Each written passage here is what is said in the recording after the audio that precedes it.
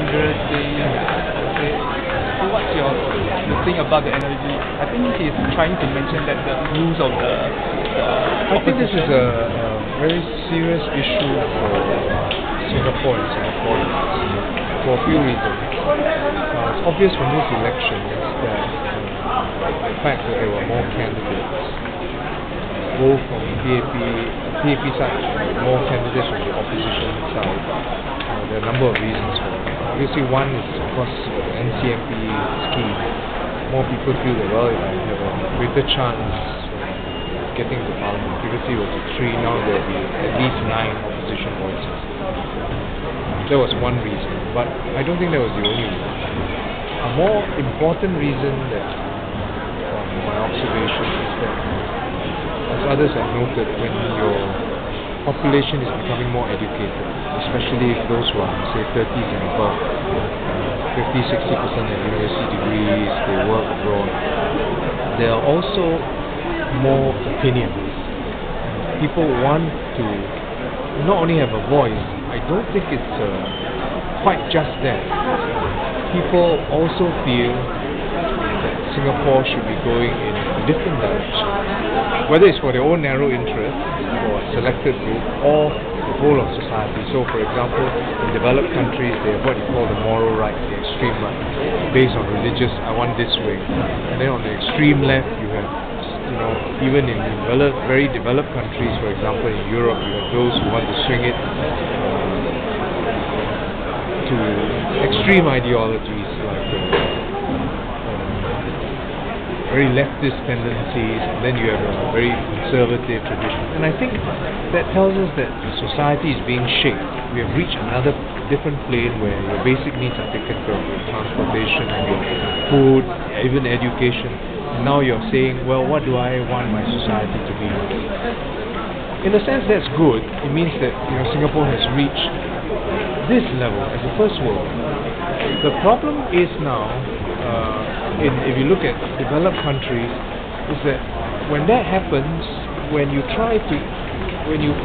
have to try to include all the diverse opinions, as well as not only opinions but the desire to shape your policies. One of the very extreme dangers is gridlock. You can't move because you have to accommodate everybody. How do you accommodate the left, the right, the middle? And when you accommodate everybody, the old, the unemployed, with all sorts of policies, that's why spending in the UK, government spending is more than 50% of the GDP. It's 3 times what Singapore spends. And that creates a very uncompetitive economy because if you want to cater to various groups, you have to have resources. And that's a challenge for all of us going forward. So the question is, how do you become inclusive and yet move forward? And our feeling is that it's still better to be nimble because we don't have, and you can't have many drivers tussling for the wheel, one stepping on the brake, then the car just doesn't go anywhere or it veers off direction. So I think that we have to take it, this is a serious thing that we all should consider. So you don't think there's a role for a co-driver in a system like ours? Which car has 2 drivers? How does it work? Even a tank has 1 driver, and that's moving very slowly.